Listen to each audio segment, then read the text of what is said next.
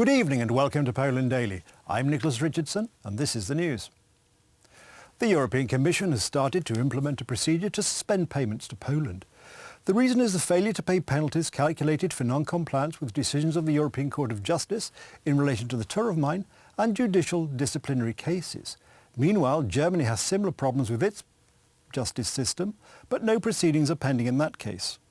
The European Court of Justice has already imposed two penalties on Warsaw, one amounting to €80 million for failing to dissolve the disciplinary chamber of the Supreme Court, and another for failing to shut down the Turów mine. The latter has risen to €60 million and counting. The Polish government says the penalties are outside the European Court's jurisdiction and points to similar cases that are unpunished by the body. Poland is accused, funds are withheld, fines are imposed. They attempt to influence the way the judiciary is shaped in Poland, and when we talk about Germany's standards, nothing happens. Poland points to Volkswagen's Dieselgate and intentionally forging the exhaust emission tests in Volkswagen engines. Cheated customers demanding compensation, and German judges ran into trouble because compensation verdicts would have closed their way to promotion. The concern stems from the way judicial appointments and promotions are made, which are dependent on the executive branch. That's why the Erfurt Court asked the ECJ preliminary questions whether German courts can be considered independent and impartial. The tribunal is afraid of this case, and there are significant delays in its consideration. The European Union is also pursuing an emissions trading scheme that is seriously damaging the Polish economy.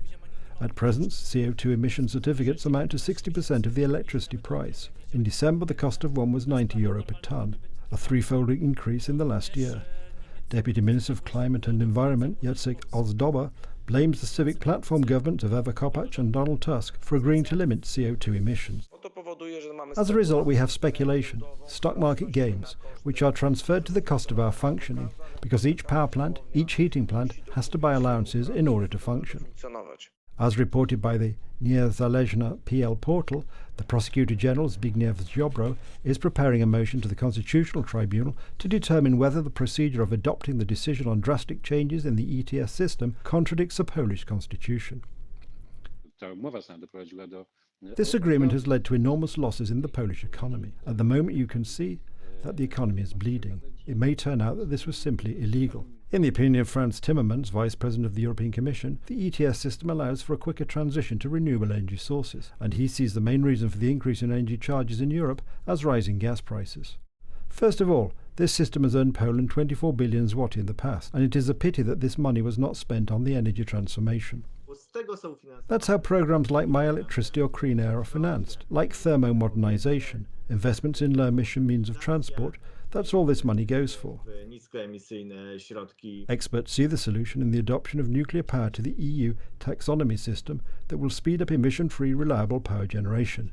However, Germany, which profits from ETS, is strongly opposed to this idea. Ukraine and Germany are pushing to revive four-way peace talks with Russia and France to end the conflict in Ukraine's eastern Donbas region. Foreign Minister Dmytro Kuleba said at a briefing in Kiev alongside his German counterpart, Annalena Baerbock. Kuleba said it was important that Germany and France did not take decisions about Ukraine behind Ukraine's back. It is important for us now that neither Berlin nor Paris make any decisions about Ukraine without Ukraine, and do not play any game behind our backs in relations with Russia. This is key now. For this, I want to thank Annalena for taking such a principled position. Kiev and its Western allies have sounded the alarm about Russia massing tens of thousands of troops near its borders in preparation for a possible military offensive. Talks between Moscow and the United States have produced no breakthrough so far. German Foreign Minister Annalena Baerbock said on Monday that she hoped mounting tensions with Russia over Ukraine could be solved by diplomacy, but she warned that Moscow would suffer if it does attack the country. Each further aggression, and we have repeatedly said so, would have a high price. We are ready to enter a serious dialogue with Russia because diplomacy is the only possible way to defuse this current, highly dangerous situation.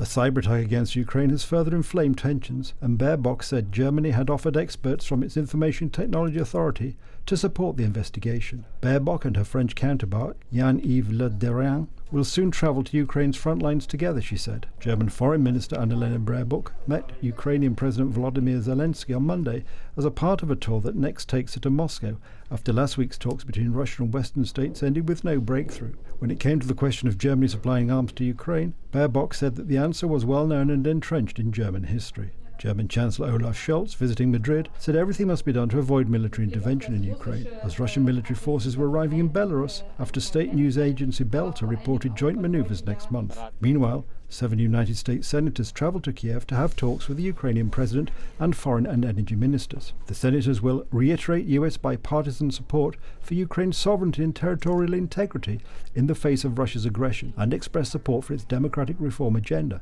the Ukrainian Foreign Ministry said in a statement.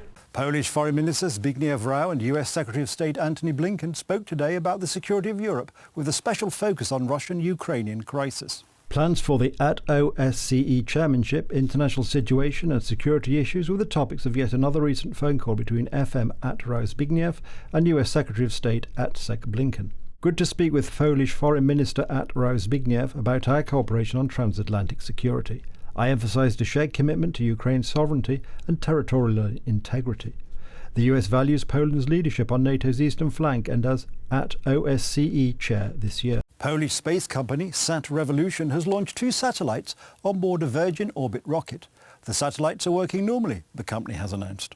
Last Saturday, the Boeing 747-400 Cosmic Girl flew over California's Mojave Air and Spaceport to launch the Launcher 1 rocket to space. On board were 3 small payloads prepared by the United States, Austria and Poland. Polish Sat Revolution, a company from Wrocław, placed 6 objects in low Earth orbit. 4 of them were joined by several dozen nanosatellites launched by a Falcon 9 rocket. Eventually, they will form the 6-satellite-strong Stork constellation. It will provide mid-resolution multispectral imaging data for customers in the agriculture and energy sectors in Poland and the United States. Data delivered from orbit by the Wrocław-based company can help assess crop condition, land irrigation and soil suitability for crops. The announced application also relates to localization of illegal logging, stand evaluation and possible crisis events. The system is also expected to be helpful in determining the level of mining operations in mines, estimating spoil volumes, or in assessing the quality of road investments and managing fibre optic network construction projects. That's the news. Thank you for watching. Stay with us for the weather, Poland Daily Business and more programmes. But from me, it's have a good night and a better tomorrow.